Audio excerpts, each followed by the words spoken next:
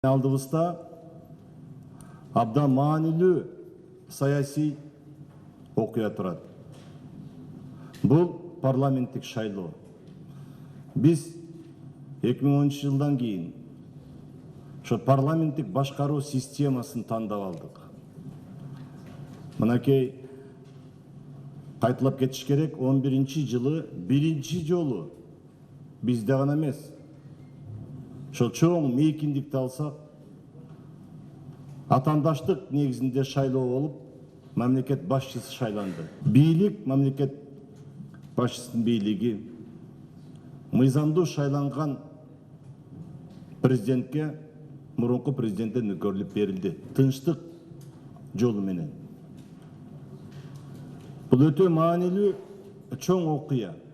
Экинчи кадам. Мына бул парламенттик шайлоо. Парламенттик шайлоо таза, ачык, мыйзамдар сакталып, элдин берген добушунун негизинде жыйынтык чыгып, ошол жыйынтыкты ошого катышкан эл таанып, жана сөзсүз түрдө саясий жарышка чыккан саясий партиялар дагы шайлоо ачык болду, айкын болду. Мен уттум же мен утулдум деп таанып, жогорку кеңештин депутаттары өзүнүн отурумуна келсе, мына ошондон кийин биз чоң циклды базып өтүп, ошо парламенттик шайлоо системасы калыптанды, жана парламенттик башкаруу системасы калыптанды деп айта алабыз. Бул жерде чоң жоопкерчилик аткаруу бийлигинде турат. Алдыда абдан чоң иштер, талаптар бар. Бир тобун биз кылдык. Бирок мына бүгүн айтылат, доклад берилет. Ошол үчүлүштөр бар. Убакыт бар дагы. Күзгү шайлоого чейин. Убакыт бар, биз ошолордун бардыгын тең кыска мөөнөттүн ичинде бүтүрүшүбүз керек. Кайсыл милдеттер турат? Эң негизгиси бул шайлоочулардын тизмеси.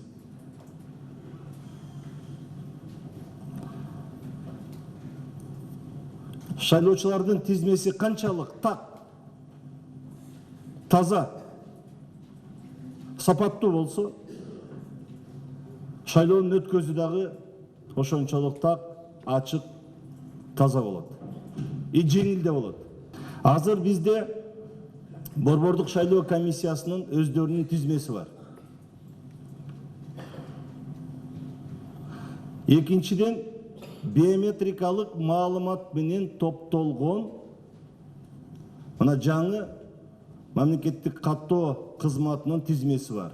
Ал толук бүтүлүп, бирок мына бүгүнкү күндө 2.570.000 деп тактап айтып берип атышат.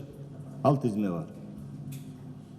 Мына биз эми ошол эки тизмени салыштырыш керек дагы, тизмени тазалаш керек.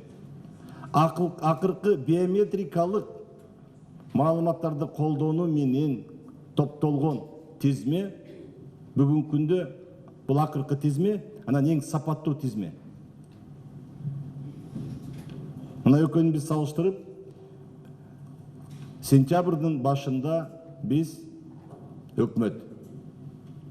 өкмөттүн астындагы ыйгарым укуктуу мекемелер Борбордук шайлоо комиссиясына өткөзүп беришибиз керек. Анткени азыркы мыйзам менен бул жүк ошол өкмөткө жүктөлгөн.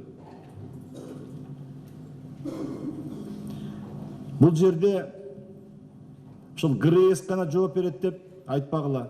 Урматтуу акимдер, губернаторлор, эскертип кетели. Жеке жооп бере турган сиздерсиздер. Губернатор область боюнча, аким район боюнча, айыл өкмөтүнүн башчысы айыл өкмөт боюнча.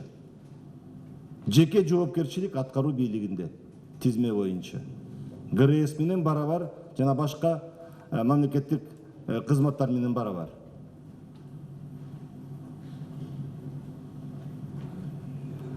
Биз жыйынтыгын чыгарып ошо тизме бүткөндөн кийин дагы бир жолу кеңешме кылабыз. Ошол жерде эгерде айырма чыгып, иштер начар жүрүп калса, жоопкерчиликти өзүңөр тартасыңар. Анткени биз башкача жол жок. Биз ошол шайлоону жаңы тизме менен өткөзүп беришибиз керек. Болбосо баягыдай эле каруселдер, анан пачкалап таштамайлар, бирөөнүн үстүнө бирөө шайламайлар башталат дагы. Шайлоонун жыйынтыгы анан кийин ар түрдүү жүрүштөр менен, ар түрдүү кызыкчылыктар менен кетет. Ачык айтып коюш керек. Кызыктар, кызык болгон ошол биометрикалык маалымат толук болбой калсын, тоскоолдук кылабыз деген күчтөр бар. Шайлоону мурунку эски тартип менен өткөзсөк деген дагы күчтөр бар. Алардын ичинде ошол шайлоого катышабыз деген партиялар да бар. Ошон үчүн урматтуу губернатор, акимдер, мына штабтын мүчөлөрү, өкмөт мүчөлөрү отурат, буга абдан чоң маани берели. Экинчи милдет бул албетте маалыматтардын сапаты. Мына мага эртең менен Тайырбек Түшөкеевич айтты, көчө күнү жана программа боюнча салыштырма болуптур, баягы биометрикалык маалымат менен чогулткан тизме менен мурунку Борбор шайлоо комиссиясындагы тизме салыштырганда автоматтык түрдө атайын программа менен. Ортосунда баягы каза болгон адамдар, алардын саны дагы чоң болуп атат. 111 миң. 111 миң деп айтып атышат мынакей азыр. Аны эми докладта айтып беришет го. Мындан башка маалыматтары жок, паспорттук маалыматы жок, тизмедеги фамилиялар бар. Анткени убагында билесиздер, ар түрдүү себептер менен жаздырып, ошол санын көбөйтөбүз деп кылышкан. Мына бул түздөн түз ошол мамлекеттик каттоо кызматынын иши, жергиликтүү бийликтер менен, акимдер, губернаторлор менен. Үчүнчү милдет. Биз шайлоо процессин жаңы ыкмалар менен өткөзөбүз деп атабыз. Ошонун ичинде IT технологиясы колдонулат. Анткени жанагы маалыматтын баары тең ошол компьютерге программа менен болот. Бюллетендерди окуй турган атайын урналар болот, электрондук жана окуй турган считывающий. Аларды иштетүү үчүн бизге адистер керек. Мына губернатор, акимдер тактагыла тиктер менен отуруп алып туруп, канча адам керек? Кайсыл милдеттерди аткара турган кандай адиси болуш керек деп, ошолордун баарын тең мынакей чогуу жооп бересиңер. Бул боюнча. Мына бүгүнкү протоколго киргизгиле, ар бир акимге, губернаторго ошо протоколдун көчүрмөсүн жибергиле, ошол жерге бардык милдеттемелер жазылсын, Тайырбек Түшөкеевич. Бардык милдеттемелер жазылсын, жол жоболордун баары жазылсын, астында бир китепче болсун алардын. Столдун үстүндө жаткан дептерче болсун. Күндө карап, мөөнөттөрү менен ким кандай жерде кандай иштерди кылатына чейин жазып жардам бергиле акимдерге. Мына бүгүнкү чогултканга байланыштуу презентация кылып, көргөзүп берип, анткени биз биринчи түшүнүп алышыбыз керек. Ошол ыкмаларды, анткени эртең эл сурай баштайт. Ошого биз түшүндүрүп бергенге толук мүмкүнчүлүгүбүз болуш керек. Анын үчүн биз билишибиз керек.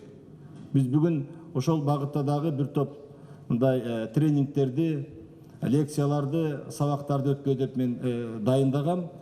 Тайырбек Түшөкеевич ушуга эске алгыла. 4-нчү милдет биометрикалык жабдууларды чогултуу жана ошо шайлоо комиссиясынын аспаптары болот. урнулар болот, жанагы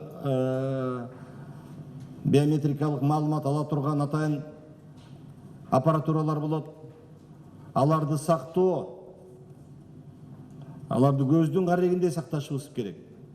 Анткени кээ бир жерлерде ошону уурдап кетсе, бир участокто өтпөй калса чыр чыгат, чатак чыгат.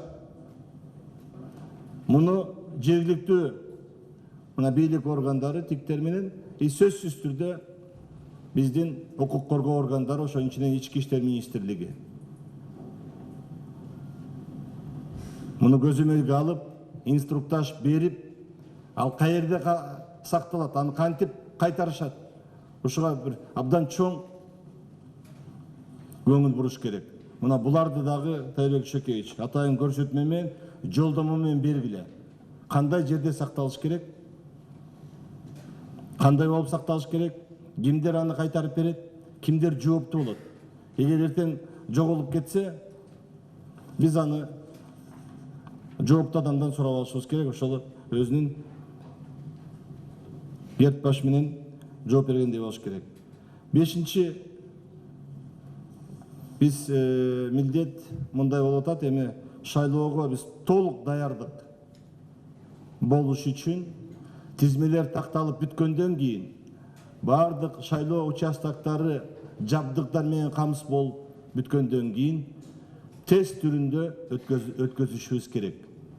Ошол тизмелер кантип иштейт, шайлоо комиссиянын мүчөлөрү кантип иштейт, участкалык комиссиялардын кантип контролдойт, ал жанагы аппараттар иштейби, иштебейби, ошол колдо окуйбу же окубайбы. Бул тест түрүндө муну биз кайсыл убакытка деп атабыз? 1 августтан баштап мынакей окута башташат. Мисалы бир шайлоо участогуна 1200 шайлоочу болсо, бир ар түрдүү адамдан бир 100 адамды алып келип туруп, ошолорду өткөзүп текшерип көрүш керек. Окуйт бекен, окубайт бекен, кандай үчүлүштөр чыгып калат, тизмеде бар бекен, жок бекен деп. Анан бул жерде дагы бир маанилүү нерсе, биометрикалык маалымат деген эмне? Биометрикалык маалымат деген ошол адамдын идентификациясын далилдеп берүү. Бул ошол адам деп. Анын эки түрү бар. Биринчиси баягы кол басылган манжалардын салыштырмасы, экинчи анын өңү түзүү, анан кийин пин коду менен. Баягы сүрөтүн алмаштырып коюп, бир паспорт тап келип, менмин десе, кана сени текшерип көрөйүн деп, биометрикалык пин кодун салсаңар, сүрөтү чыгып калат, бул башка сүрөт турбайбы деп айткандай болот, эгер башка бирөө жабыштырып алса. Же болсо колунун мөөрүн берсе, аерде туура эмес чыгып калса, бул сен эмессиң деп айтканга. Мына биометрикалык маалымат ошон үчүн керек. Биометрикалык толук маалымат чогулткандан кийин биз көп маселелерди чечип алабыз. Ошонун ичинде жанагы пособие алып жүргөндөрдү, пенсия алып жүргөндөрдү, эгерде алар жок болуп калса, бири-бирине катталып жүргөн маалыматтарды, алардын баары тең ошол толук маалымат берип турат да.